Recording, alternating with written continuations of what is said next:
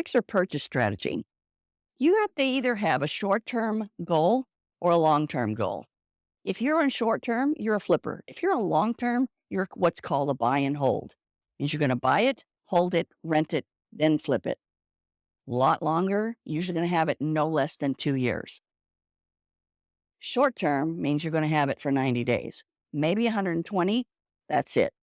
So you have to, and here's something we'll talk about in a minute, having to do with loans, but you need to have it at least 90 days or you can't flip it anyway for the buyer to get a loan. It's a requirement by the government.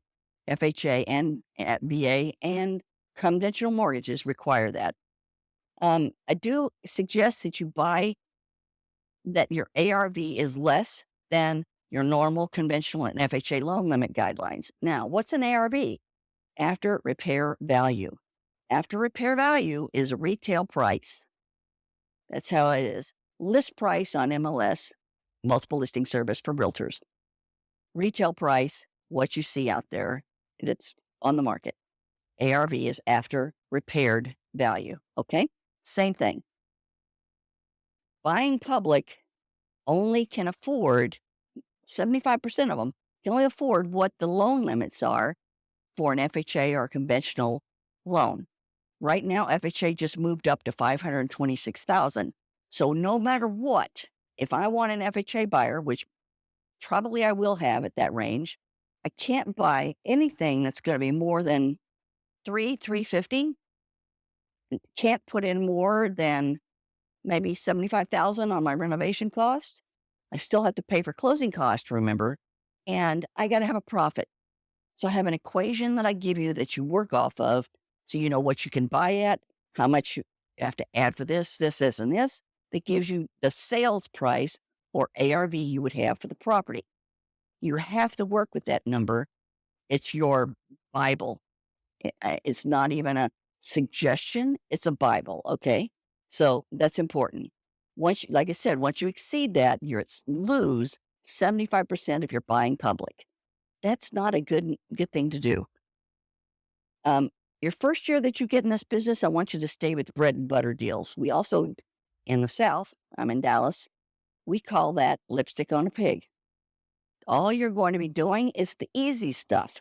You're going to come in and you're going to paint. You might have popcorn ceilings. You may scrape the ceilings. You're still going to paint. You're going to do new carpet or tile. You're going to do new countertops. You're going to paint or refinish your cabinets. And you're going to put in new tile in the bathrooms. That's pretty much it.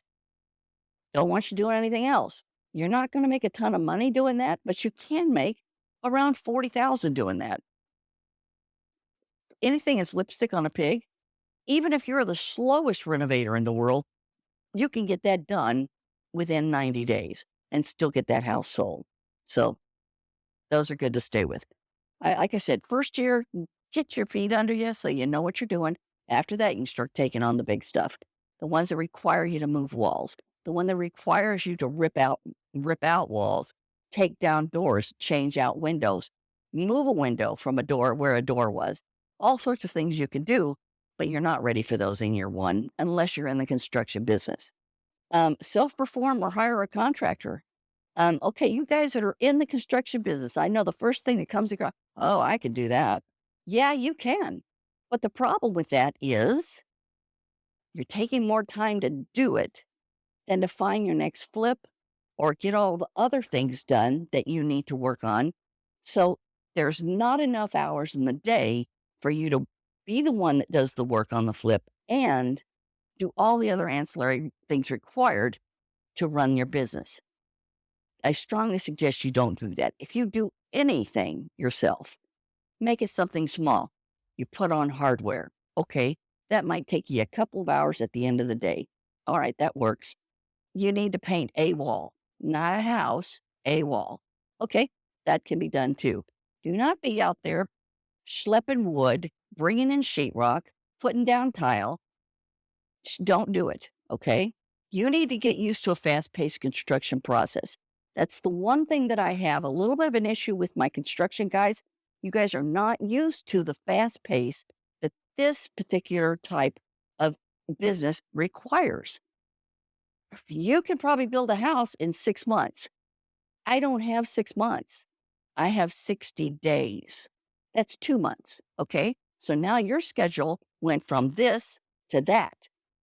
All right. So now you have to learn how to be able to stack your subs. You need to know how to shorten time frames. You need to, all of those things have to come into play, and how to be a wonderful project manager, not a construction person.